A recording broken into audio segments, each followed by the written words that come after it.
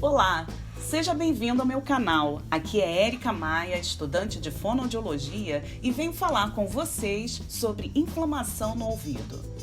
Esse episódio é para você, papai, mamãe, vovô, vovó, titia, isso mesmo, todo mundo que tem olhar de cuidado 24 horas nessa turminha que faz toda a diferença nas nossas vidas.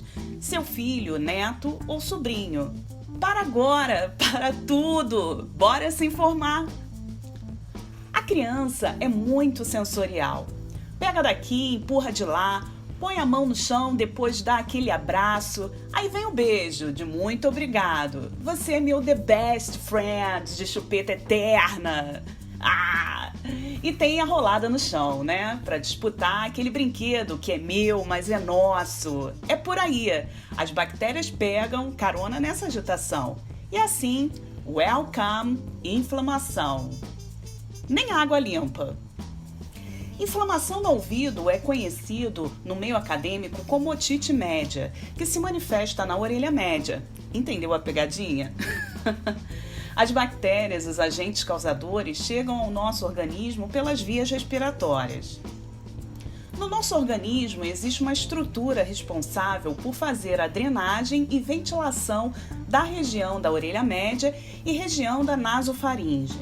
É a nossa adorável tuba auditiva. Quando ela começa a falhar, a melodia do funga-funga, coceira no ouvido, espirro, surge. É uma maravilha. Isso representa os sinais de reflexo do seu corpo dizendo que algo não vai bem. Nas crianças, a infecção de ouvido provoca a percepção de sons distorcidos, erro na fala e comportamento silencioso. Atenção, hein? Como a criança não entende esses reflexos que o corpinho dela reproduz, ela expressa numa linguagem corporal de irritação, choro, perda de apetite, coriza, dor de ouvido, sono agitado com um ronco, ruído respiratório. E na escola, a professora percebe um atraso de aprendizagem das habilidades de audição, fala ou linguagem. Geralmente, troca de fonemas. Com o avanço da idade, há uma diminuição desses sintomas e a audição é menos afetada. Fungar e engolir a secreção não resolve. Você acha que está eliminando? Claro que não. Simplesmente está movimentando a secreção para outro local. Para a orelha média, para o estômago. O tratamento adequado de otite média nos 3 primeiros anos de vida é importantíssimo. É a fase de maior desenvolvimento da linguagem. Crianças com perda auditiva na faixa etária de 1 a 3 anos têm maior dificuldade para a aquisição da linguagem, menos percepção dos sons da fala que contêm consoantes mudas ou fricativas, como S, Z. Incorrem frequentemente em erros fonéticos, na pronúncia do L e R. 3 meses com audição precária corresponde a longo período de atraso de desenvolvimento e as sequelas permanecem mesmo que a otite média tenha ocorrido bem lá no começo da vida da criança. Isso é sério, hein? Audiologicamente falando, para que as crianças possam ouvir claramente todas as pistas acústicas que você passa para ela, é a relação sinal-ruído, ok? Deve ter no mínimo 30 dB. Isso significa que a fonte sonora, aquele carro, a televisão, a máquina de lavar, deve estar 30 dB acima do nível de ruído. Se a criança tem baixo rendimento em seu processamento auditivo, ela interage menos com o meio externo e tende a ficar silenciosa e isolada. Veja se na escola existe um fonoaudiólogo educacional para orientar a respeito. Caso contrário, verifique se existe algum programa de triagem auditiva. A Lei número 6.965, de 9 de dezembro de 1981, bem recente, hein? Estabelece que dentro do ambiente educacional deve existir um fonoaudiólogo que desenvolva trabalhos de prevenção na área de comunicação escrita e oral, voz e audição.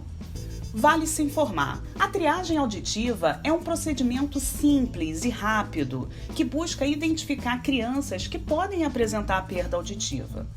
O objetivo principal não é fazer diagnóstico somente, mas identificar possíveis alterações auditivas para um correto encaminhamento fonoaudiológico ou otorrinolaringológico. Se sua criança faz parte de alguma rede pública, saiba que é papel dos profissionais de saúde e educação trabalhar em ações de saúde pública e intervir na área de promoção, proteção e recuperação da saúde auditiva da população infantil. A triagem auditiva neonatal, por exemplo, faz parte desse conjunto de ações públicas que na atenção básica e na rede de cuidados à pessoa com deficiência ajuda a direcionar a serviços especializados, garantindo o monitoramento e acompanhamento do desenvolvimento da audição, fala e linguagem da criança. Pode me perguntar: Érica, eu cuido bem da minha criança, por que essa inflamação de ouvido não para?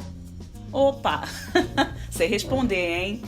A anatomia pode explicar isso. Tranquilamente, vamos lá. A tuba auditiva, como expliquei lá no começo, é responsável por drenar e ventilar a orelha média, correto? Nas crianças, ela é curtinha, horizontalizada e tem menos elastina nos tecidos, além de estar na porção mais óssea do crânio do que na porção cartilaginosa. Assim, o movimento de abrir e fechar é bem desengonçado. Me refiro a crianças com menos de 6 anos de idade, hein? Nos adultos, como a tuba auditiva tem inclinação entre 30 a 45 graus e o ósseo faríngeo, que é um buraquinho que comunica a orelha média e a nasofaringe, fica abaixo do tímpano uns 15 milímetros, ok? Esse movimento de abrir e fechar, que gera a ventilação da orelha média, é desempenhado como esperado. O retorno da secreção é menos provável. Isso falando de um cenário de otite média aguda, ok? Terapias de exercícios miofaciais geralmente são recomendadas e eficazes tanto na melhora da função da tuba auditiva como na prevenção à sua recorrência. Aproximadamente 30 a 40% da população de crianças em creche sofrem com o retorno da inflamação do ouvido.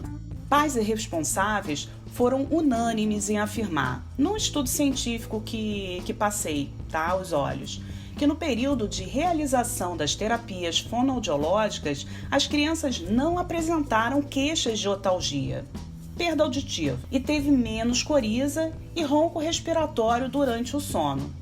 Isso é muito bom. É comprovado que o mau funcionamento da tuba auditiva é causa raiz de otite média, gente. E para fechar, vou deixar aqui as classificações da otite média. Informação nunca é demais, né? Então bora lá. Otite média aguda, que é uma doença sintomática aguda, caracterizada por dor de ouvido, febre, deficiência auditiva e otorreia, por uma perfuração da membrana timpânica. Otite média com efusão, doença assintomática, caracterizada por uma coleção de líquido na orelha média, associada a um comprometimento leve ou moderado auditivo do tipo condutivo. Episódios de otite média se curam espontaneamente, em até 3 meses. E em 5 a 10% o processo se prolonga por 1 ano ou mais. Por hoje é isso, espero ter ajudado. Qualquer coisa é só comentar aqui no canal. Obrigado, beijoca!